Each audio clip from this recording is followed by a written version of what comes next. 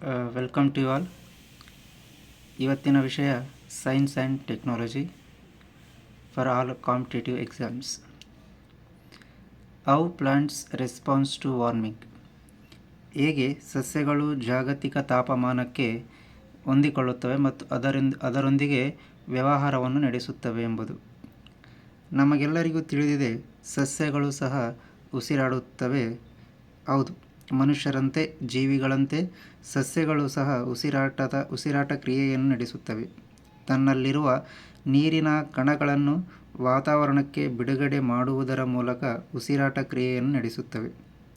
ಮನುಷ್ಯರಿಗಿಂತ ಸಸ್ಯಗಳ ಉಸಿರಾಟ ಸ್ವಲ್ಪ ಭಿನ್ನವಾಗಿದೆ. ಹೇಗೆಂದರೆ, ಸಸ್ಯಗಳು ಕಾರ್ಬನ್ ಡೈಆಕ್ಸೈಡ್, ಇಂಗಾಲದ ಡೈಆಕ್ಸೈಡನ್ನು ಸೇವಿಸಿ ಆಕ್ಸಿಜನ್, ಆಮ್ಲಜನಕವನ್ನು ಬಿಡುಗಡೆ ಮಾಡುತ್ತವೆ. ನಮಗೆಲ್ಲರಿಗೂ ತಿಳಿದಿದೆ, ಇಂದಿನ ಕಾಲಮಾನದಲ್ಲಿ ಮಾನವನ ದುರಾಸೆ ಹಾಗೂ ದುರ್ನಡತೆಯಿಂದಾಗಿ ಜಾಗತಿಕ ತಾಪಮಾನ ಏರಿಕೆಯಾಗುತ್ತಿರುವುದು. ಇದರಿಂದಾಗಿ ಸಕಲ ಜೀವರಾಶಿಗಳು ಕಣ್ಮರೆಯಾಗುವಂತಹ ಸಂದರ್ಭ ನಿರ್ಮಾಣವಾಗುತ್ತಿದೆ. ಇದರಿಂದ ತಪ್ಪಿಸಿಕೊಳ್ಳಲು ಇರುವಂತಹ ಏಕೈಕ ಮಾರ್ಗವೆಂದರೆ ಸಸ್ಯಗಳನ್ನು ಹೆಚ್ಚಾಗಿ ನೆಡುವುದು ಮತ್ತು ಅವುಗಳನ್ನು ವಿಶೇಷ ಕಾಳಜಿಯಿಂದ ರಕ್ಷಿಸುವುದು. ಆದರೆ ಇಲ್ಲಿ ಉದ್ಭವಿಸುವ ಪ್ರಶ್ನೆ ಏನೆಂದರೆ, ಜಾಗತಿಕ ತಾಪಮಾನದಿಂದಾಗಿ ಸಕಲ ಜೀವಕುಲವೇ ತೊಂದರೆ ಅನುಭವಿಸುತ್ತಿರುವಾಗ ಸಸ್ಯಗಳು ಹೇಗೆ ಅದರಿಂದ ತಮ್ಮನ್ನು ತಾವು ರಕ್ಷಿಸಿಕೊಳ್ಳುತ್ತವೆ ಮತ್ತು ಹೇಗೆ ಅದರೊಂದಿಗೆ ವ್ಯವಹಾರವನ್ನು ನಡೆಸುತ್ತವೆ? ಇದಕ್ಕೆ ಉತ್ತರ ಕ್ಯಾಲಿಫೋರ್ನಿಯಾ ವಿಶ್ವವಿದ್ಯಾಲಯದ ವಿಜ್ಞಾನಿಗಳು ಉತ್ತರವನ್ನು ಕಂಡುಕೊಂಡಿದ್ದಾರೆ. ಹೇಗೆ ಮಾನವನಲ್ಲಿ ಉಸಿರಾಡಲು ಶ್ವಾಸಕೋಶವಿದೆಯೋ ಅದೇ ತರಹ ಸಸ್ಯಗಳಲ್ಲಿ ತನ್ನ ಎಲೆಗಳಲ್ಲಿರುವ ಸ್ಟೊಮಟ ಎನ್ನುವ ಭಾಗವಿದೆ.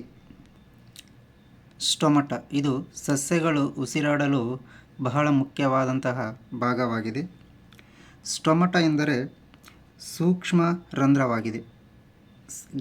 ಗಿಡಗಳ ಎಲೆಗಳಲ್ಲಿರುವಂತಹ ಒಂದು ಸೂಕ್ಷ್ಮ ರಂಧ್ರವಾಗಿದೆ. ಇದರ ಮುಖಾಂತರ ಸಸ್ಯಗಳು ತಮ್ಮ ಉಸಿರಾಟ ಕ್ರಿಯೆಯನ್ನು ಮತ್ತು ಫೋಟೋಸಿಂಥಸಿಸ್ ಅಂದರೆ ಆಹಾರ ತಯಾರಿಸುವ ಕ್ರಿಯೆಯನ್ನು ನಡೆಸುತ್ತವೆ.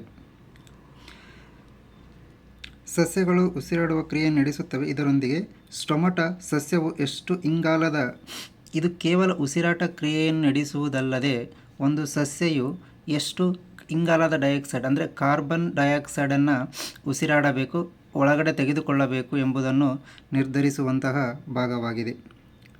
ಇದರೊಂದಿಗೆ ಫೋಟೋಸಿಂಥಸಿಸ್ ಕ್ರಿಯೆಯನ್ನು ದ್ವಿಗುಣಗೊಳಿಸುವುದು ಅಥವಾ ಉತ್ತೇಜಿಸುವುದು ಅಥವಾ ಕಡಿಮೆ ಮಾಡುವಂತಹ ಕೆಲಸವನ್ನು ಸ್ಟೊಮಟ ಎನ್ನುವ ಭಾಗವು ನಡೆಸುತ್ತದೆ.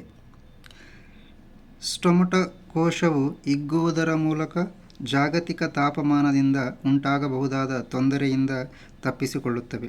ಇದು 2 ವಿಧಗಳಲ್ಲಿ ಸಂಭವಿಸುತ್ತದೆ. ವಿಜ್ಞಾನಿಗಳ ಪ್ರಕಾರ ಸ್ಟೊಮಟ ಕೋಶದಲ್ಲಿ ತಾಪಮಾನ ಏರಿಕೆ ಮತ್ತು ಇಳಿಕೆಯನ್ನು ಗ್ರಹಿಸುವಂತಹ ಕಣಗಳಿದ್ದು, ಇವು ಕಾರ್ಬನ್ ಡೈಆಕ್ಸೈಡನ್ನು ಗ್ರಹಿಸುತ್ತವೆ. ನಮಗೆಲ್ಲರಿಗೂ ತಿಳಿದಿದೆ, ಜಾಗತಿಕ ತಾಪಮಾನ ಏರಿಕೆಗೆ ಮುಖ್ಯವಾದಂತಹ ಕಾರಣ ಕಾರ್ಬನ್ ಡೈಆಕ್ಸೈಡ್. ವಾತಾವರಣದಲ್ಲಿ ಕಾರ್ಬನ್ ಡೈಆಕ್ಸೈಡ್ ಕಣಗಳು ಹೆಚ್ಚಾಗುವುದರಿಂದಾಗಿ ತಾಪಮಾನ ಏರಿಕೆಯಾಗುತ್ತದೆ. ವಿಜ್ಞಾನಿಗಳ ಪ್ರಕಾರ ಈ ಸ್ಟೊಮಟ ಕೋಶದಲ್ಲಿ ಕಾರ್ಬನ್ ಡೈಆಕ್ಸೈಡ್ಗಳನ್ನು ಗ್ರಹಿಸುವಂತಹ ಕಣಗಳು ಅತಿ ಹೆಚ್ಚವಾಗಿರುತ್ತವೆ. ಯಾವಾಗ ಒಂದು ಎಲೆಯ ಸುತ್ತ ತಾಪಮಾನ ಏರಿಕೆಯಾಗುತ್ತದೆಯೋ, ಅಂದರೆ ಅಲ್ಲಿ ಕಾರ್ಬನ್ ಡೈಆಕ್ಸೈಡ್ನ ಪ್ರಮಾಣ ಹೆಚ್ಚಾಗುತ್ತದೆಯೋ, ಅಂಥ ಸಂದರ್ಭದಲ್ಲಿ ಈ ಸ್ಟೊಮಟ ಕೋಶವು ಅಲ್ಲಿನ ಕಾರ್ಬನ್ ಡೈಆಕ್ಸೈಡನ್ನು ಗ್ರಹಿಸಿ ಮತ್ತು ಫೋಟೋಸಿಂಥಸಿಸ್ ಕ್ರಿಯೆಯನ್ನು ಹೆಚ್ಚಾಗುವಂತೆ ನಿರ್ದೇಶನ ನೀಡುತ್ತದೆ.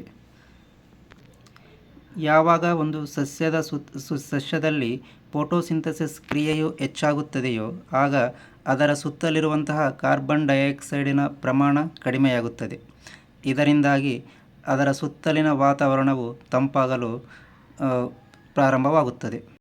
ಇದು ಒಂದು ತರನಾದ ವಿಧವಾದರೆ, ಇನ್ನೊಂದು ವಿಧವೆಂದರೆ, ಒಂದು ಎಲೆಯ ಸುತ್ತ ತೀಕ್ಷ್ಣವಾದ ತಾಪಮಾನವಿದ್ದಾಗ ಆ ಸಸ್ಯದಲ್ಲಿ ನಡೆಯುವಂತಹ ಫೋಟೋಸಿಂಥಸಿಸ್ ಕ್ರಿಯೆ, ಆಹಾರ ಉತ್ಪಾದನೆ ಕ್ರಿಯೆಯು ಒಂದು ಥರವಾದ ಬಹಳ ಒತ್ತಡಕ್ಕೆ ಒಳಗಾಗುತ್ತದೆ ಮತ್ತು ಆ ಫೋಟೋಸಿಂಥಸಿಸ್ ಕ್ರಿಯೆಯು ನಿಧಾನವಾಗಿ ಕಡಿಮೆಯಾಗಲು ಪ್ರಾರಂಭಿಸುತ್ತದೆ.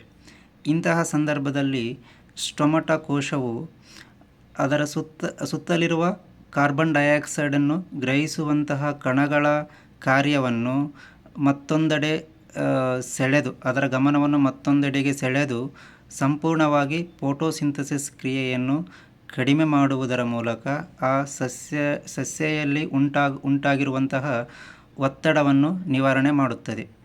ಈ ತರಹ ಎರಡು ಕ್ರಿಯೆಗಳಲ್ಲಿ ಒಂದು ಯಾವಾಗ ಒಂದು ಸಸ್ಯೆಯ ಸುತ್ತ ಕಾರ್ಬನ್ ಡೈಆಕ್ಸೈಡ್ ಅಂದರೆ ಇಂಗಾಲದ ಡೈಆಕ್ಸೈಡ್ ಹೆಚ್ಚಾಗುತ್ತದೆಯೋ ಆಗ ಹೆಚ್ಚಾಗಿ ಫೋಟೋಸಿಂಥಸಿಸ್ ಕ್ರಿಯೆಯನ್ನು ನಡೆಸುವುದರ ಮೂಲಕ ತನ್ನ ಸುತ್ತಲಿರುವ ತಾಪಮಾನವನ್ನು ತಣ್ಣಗಾಗಿಸುತ್ತದೆ. ಮತ್ತೊಮ್ಮೆ ಯಾವಾಗ ತೀಕ್ಷ್ಣವಾದ ಒಂದು ಒತ್ತಡ ನಿರ್ಮಾಣವಾಗುತ್ತದೆಯೋ ಅಂದರೆ ಈ ಕಾರ್ಬನ್ ಡೈಆಕ್ಸೈಡ್ ಅತಿ ಹೆಚ್ಚಾಗಿದ್ದಾಗ ಫೋಟೋಸಿಂಥಸಿಸ್ ಕ್ರಿಯೆಯು ಅತಿ ಹೆಚ್ಚು ಸಂಭವಿಸುತ್ತದೆ. ಇದರಿಂದ ಸಸ್ಯವು ಒಳಗಾಗಬಹುದಾದ ತೊಂದರೆಯನ್ನು ಗ್ರಹಿಸಿ ಆ ಫೋಟೋಸಿಂಥಸಿಸ್ ಕ್ರಿಯೆಯನ್ನು ಕಡಿಮೆ ಮಾಡುವುದರ ಮೂಲಕ ಸಸ್ಯವನ್ನು ರಕ್ಷಣೆ ಮಾಡುತ್ತದೆ. ಇದು ಹೇಗೆ ಒಂದು ಸಸ್ಯವು ಜಾಗತಿಕ ತಾಪಮಾನದೊಂದಿಗೆ ತನ್ನ ಕಾರ್ಯವನ್ನು ಸುಗಮಗೊಳಿಸುತ್ತದೆ ಎಂಬುದು.